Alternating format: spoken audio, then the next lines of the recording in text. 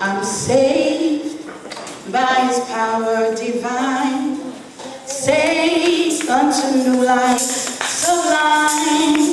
Life now is sweet, 'cause my joy is complete, 'cause I'm saved, saved, saved. I found a friend who is all to me. His love is ever true. I love to tell how he lifted me and what his grace can do for you. I'm saved by his power divine. I'm saved unto new life sublime. My life now is sweet and my joy is complete, 'cause I'm saved, saved, saved. Come on, worship God in this place. Hallelujah. I'm excited about what God is about to do in this place. Hallelujah. Glory to God. Bless his holy name. Hallelujah. Hallelujah. Hallelujah. Come on, worship him. He is worthy of the praise. Hallelujah. For he is the most high God. Hallelujah. I bless his name. Hallelujah. Glory, glory, glory. Glory, glory. Hallelujah. I'm excited. Hallelujah. Aren't you glad that God saved you? You can have your seats. Hallelujah. Bless the name of our God. I give honor to God today and into the presence of the Holy Spirit. I thank God for my pastor, Pastor Willis, and First Lady Willis, and all the elders and evangelists in their absence. I thank God for each and every one of you. I'm so extra happy today. I would have been happy anyway because I'm just a happy person. I purpose to be happy. That's something that you make up your mind. It's a choice. So I choose to be happy. Even when my children will tell you, I can yell at them and still smile at you because I'm happy. I'm just upset about what they did. I'm not mad at them. Amen. So but I'm especially happy today. I want to ask something. My children, everyone that I birthed that's here out of my body, please stand up. Amen. If I birthed you into this world, I'm asking you to stand up. That is my daughter, Felicia. My son, named after the prophet Isaiah. You all know Destiny and Giovanna. And I thank God for them being here today. I praise God. Amen. Amen. And for Faze, who is my adopted son. Amen. I thank God for him. Amen. To my sister, evangelist Eleanor Hayes. Amen. I thank God for you. To my nieces. Amen. Even my adopted niece and my little adopted grandnephew. I'm just picking up people as I go. Amen. I'm just taking whoever God put in my way, you know. Amen. And I thank God for each and every one of you. Amen. I thank God. Amen. Let us begin to pray. Father God, in the name of Jesus, I stand before you, God. This is your word and these are your people. I take no glory for myself. God, I ask that I would decrease, that you might increase. God, I ask that everything that's not like you now come under subjection to your word, that it may line up according for that which you have to say in this house. God, let every heart be receptive. Let every ear hear the word of the Lord. In the name of Jesus, I pray, God, that you would do that which you have sent your word out to accomplish. God, it said that you would not receive it back to you void. And God, I give you all the glory and all the honor. In Jesus' name, amen. Amen. If you have a Bible, for those who have a Bible, if you don't have a Bible, you can share with somebody. Turn with me to 2 Chronicles, the 13th chapter. Amen. 2 Chronicles, the 13th chapter. We're going to go read 2 Chronicles 13:3. And then we're going to move from there and jump over to verse 12 down to verse 20. Amen. Y'all pretty much preached my message in Sunday school, so I was thinking we could take an offering, tithes and offering, and went home. Amen. Amen. Everything that's been done thus far has been in order to what God's going to say to it. Amen. Thank you. When you have the word, stand and as we reverence the word of God. Amen. 2 Chronicles 13 verse 3 says, "And Abijah set the battle in array with an army of valiant men of war, even 400,000 chosen men. Jeroboam also set the battle in array against him with 800,000 chosen men, being mighty men of valor."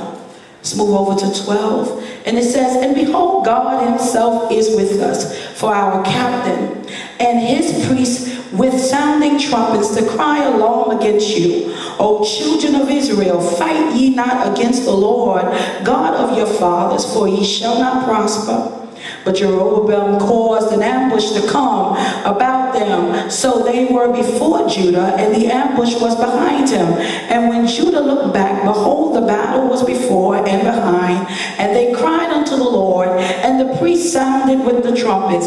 Then the men of Judah gave a shout. And as the men of Judah shouted, it came to pass that God smote Jeroboam and all Israel before Abijah and Judah. And the children of Israel fled before Judah, and God delivered them into their hand. And Abijah and his people slew them with a great slaughter. So there fell down slain of Israel 500,000 chosen men. Thus the children of Israel were brought under at that time, and the children of Judah prevailed, because they relied upon the Lord God of their fathers. And Abijah pursued after Jeroboam, and took cities from him, Bethel with the towns thereof, and Jeshanah with the towns thereof, and Ephraim with the towns thereof. Neither did Jeroboam recover strength again in the days of Abijah, and the Lord struck him, and he died. If I'm going to use for a topic or a subject, it's going to be shout. This one is for the kingdom. I know that the devil's been doing some stuff and he's been scoring some points, but this one is for the kingdom. Hallelujah.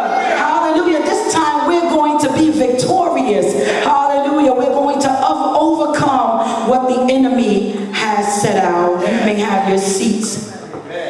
Amen, amen. I'm excited because I know that God is in control. He's doing exactly the things that he said in his word that he's going to do. Amen. God has not forgotten what he said concerning us. It's not, you know, the Bible says, he says, "I know my thoughts concerning you." And that's in Jeremiah, where he says thoughts of peace and love to give you an expected hope for a future. You got a future in God. Amen, amen. Whenever we hear of a battle, it is easy for us to imagine the battlefield. You can see the people. You can imagine that they're standing out on this lawn, and they're suited up, and they have their weapons, and they're ready to fight. But there are some things that no matter how much we prepare for, you know, we just not going to be ready. Some things are just going to come about. And a situation where we will be in a situation where we're going to have to shout unto the Lord. We're going to have to cry out unto God so that God will hear us. And here we have Abijah and we have a Jeroboam. These are two kings, great men. Great men who have gotten to a point. You got to imagine if they're a king. They were both kings. And you got to imagine that they're of a status. They've reached a point now where they've got people under them, people that respect them, whether or not it be for the good or the bad. These are people that have arrived to a point where they have people under them that if they say, "Kill this man," at the word of the king, that will be carried out. Amen. And here they got these two great men, and they got people under them, serving under them, willing to give their lives for them. Majority of the time when you find people that's willing to give their life, you're going to find three things. You're going to have faith, you're going to find humble submission, and you're going to find obedience. Because you cannot You will not submit your life to anything that you don't believe in. That's right. You're not going to stand. I will not serve God if I didn't have faith and I did not believe in God. Now, because what would happen, that wouldn't be wise, would it? That wouldn't be wise to just stand up there and fight for something and you don't have no belief in it unless you're being forced to do it. But other than that, you're not going to stand anywhere and just give your life for anything that you don't have a belief in. Deuteronomy 7:9 says, know therefore that the Lord thy God, he is God, the faithful God, which keepeth commandment and mercy with them that love him, and keep his commandments to 1,000 generations. Amen. So now to know that God is faithful, and if you keep his commandments, then you know that he got your back. That's right. Amen. That's right. Then you have to be humble and submit yourself. Yes. If you're going to be any use for the kingdom of God, you got to learn to humble yourself and submit to the authority of God. That's right. It's as simple as that. We don't want to because, you know, we want to do our thing, our way, when we want to do it, how we want to do it. Amen. But the kingdom requires builders. Those who are not too high to get low, and those who are low enough to realize they need to come up. My God. Hallelujah. James 4:10 says, humble yourself in the sight of the Lord, and he shall lift you up. What does that tell you? That tells you that if you are humble before God, that he's going to pick you up. God is going to lift you up. You ain't got to worry about man. You're looking for a man to lift you up. You're looking for a man to encourage somebody in the flesh to come and take you to that place. But God says, if you humble yourself, I will lift you up. He's going to lift you up. Hallelujah. Then we have obedience. Now y'all know you good and well, we don't like to obey. Nobody, especially when we get grown enough. You get older, all of a sudden I'm grown now, I can do what I want to do. But you got to obey, your boss. I don't care how old you get, you don't have to obey your mama. Hallelujah. I don't care, amen. You're going to have to obey somebody in order to walk upright before God. You got to obey him. If we would just obey God, just do what he say, when he say do it, how he say do it. The consequence of the lack of obedience is so costly to us that we don't even realize often how the price that we pay until after the fact. And then we realize if I had only obeyed God, if I just would have listened, if I just would have finished it the way I was supposed to finish it, if I had just stayed in school, if I'd have just read and studied for the test. Now I wouldn't be sitting here having to do the test over with all these other people that you know didn't study too. Because if you all in the same room together, no matter how you got there, you're there. Amen. Amen. And so because of disobedience, it causes many of us to wander and to search out dead beliefs. We simply want to do, we just don't want to obey God. So what we do is we seek out other ways. Let me go over here and see what they say in the Quran. Let me go over here and see what they saying in this. Let me see this. Because now we're on a search, we're on a hunt. And anybody that knows, your hunt's going to lead you right back to God.